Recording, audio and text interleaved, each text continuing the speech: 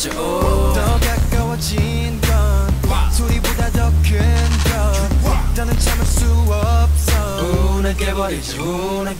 내가 손대면 뭐든지 지게 돼 나의 온기. 끝에 닿는 순간 빠진 느낌. Yeah. I know you want. 내게 가까이 다봐. 더 어디서 Don't you know I'm 내가 너를 끄는 boss. Don't you know I'm 내가 너를 움직인 player. Don't you know I'm 내가 너를 끄는 boss. Don't you know I'm Don't you know I'm 내가 너를 끄는 boss. Don't you know I'm 내가 널 이끄는 티처입니다. 오늘은 개화정책의 추진과 반발, 교과서 18쪽부터 19쪽까지고, 일단 개화정책이라는 게 뭔지부터 알아야겠죠. 이제 우리나라 이 조선의 어떤 문을 열어서 외국처럼 바꿔나가겠다 라는 어떤 근대화와 비슷하다고 생각하면 되겠습니다. 문을 열어서 바꿔나가려는 정책을 개화정책들이라고 합니다. 자, 그래서 이번 수업에서는 이제 개화정책을 추진하는 사람들도 있고, 우리가 개화가 되어야 된다라고 생각하는 사람들도 있고, 반대로 개화하면 안 된다라는 입장도 있습니다. 그래서 이 각각의 입장들이 어떤 사람들인지 알아볼 것이고, 또 개화정책이 이제 추진되면서, 이게 시작되면서 이 나타나는 갈등들, 이 계층 간의 갈등들이 심각하게 나타나는데, 그 과정에 대해서 우리가 잠깐 알아보면 되겠습니다.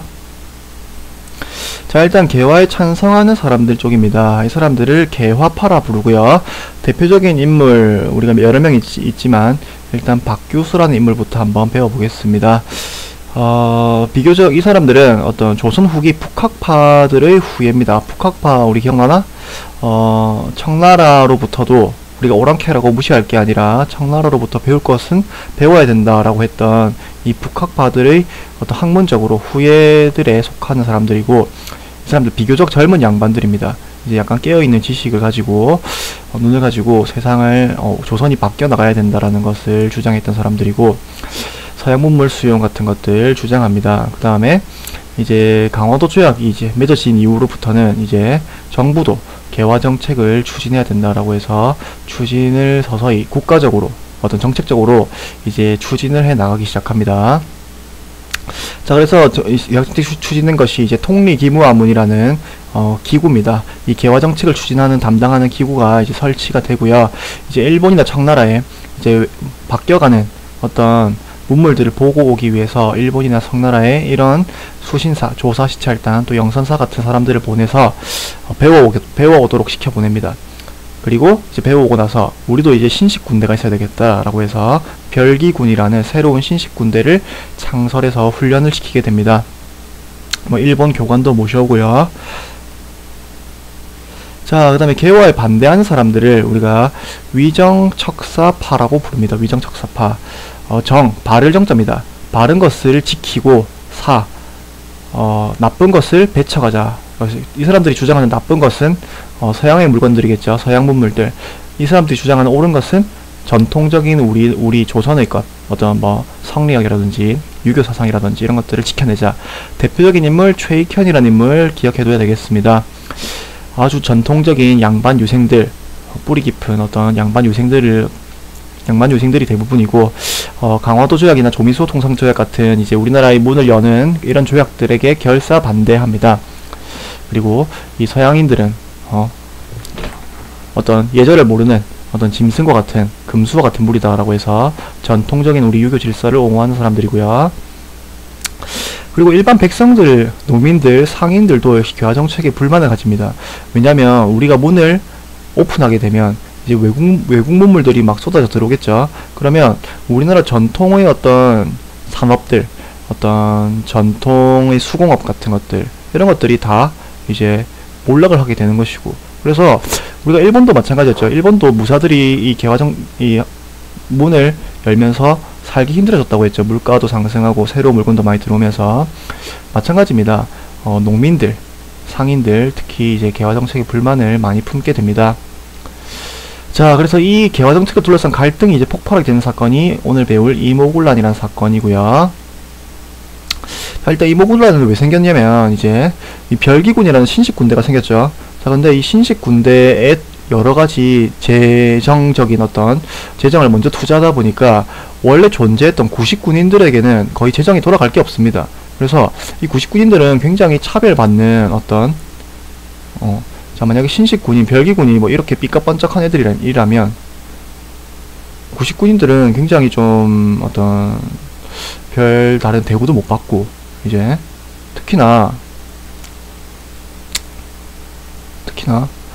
이 몇 달 동안 구식군인들한테는 아예 월급도 안 줍니다.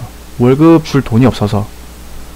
그러니까 이제 뭐 거의 뭐 이 사람들은 거의 뭐 버려두는 거나 마찬가지죠. 자, 이 상황에서 이제 몇 달 만에 봉급을 주겠다, 오너라 라고 해서 봉급을 받으라고 신나게 이제 뛰어가죠. 봉급을 받으라고 이제 신나게 뛰어가자. 구식군인들 뛰어갑니다.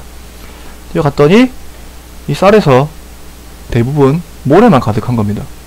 그래서 이걸 보고 이제 구식군인들이 완전히 이제 폭발한 거죠. 이게 도대체 우리를 무시해도 정도가 있지, 몇 달 동안 월급도 안 주다가 이제 준다 해서 가봤더니 이걸 먹고 살란 말이냐 라고 해서 이제 이 사람들이, 군인들이죠, 이제 뭐 도저히 못 참겠다 들고 일어납니다.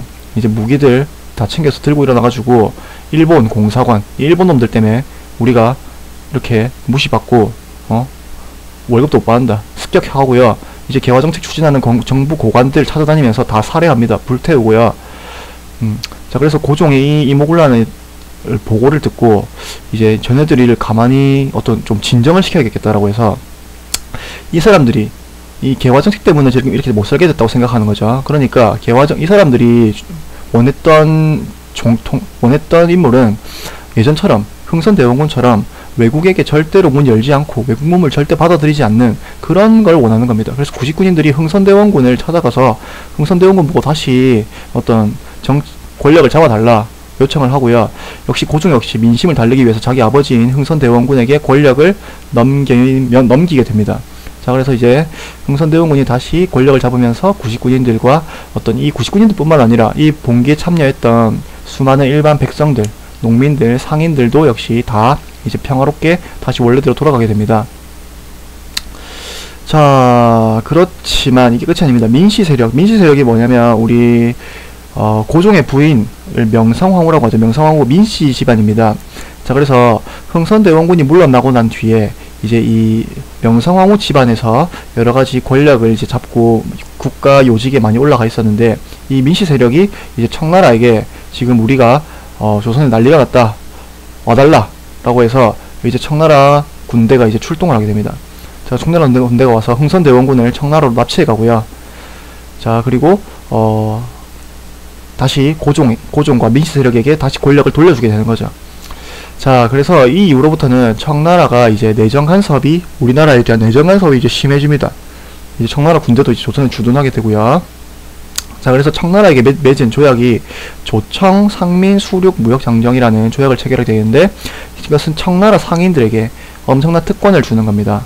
우리가 강화도 조약 이후로 조선에서 일본 상인들이 굉장히 판을 치게 되었는데, 이 일본 상인들이 판치다 보니까 청나라 상인들이 점점 밀리게 됩니다. 그래서 청나라도 이 틈을 타서 우리가 조선에게 이런 내정 간섭을 한 틈을 타서 우리의 영향력이 강할 때 이런 더 좋은 특권을 이제 맺게 되는 거죠.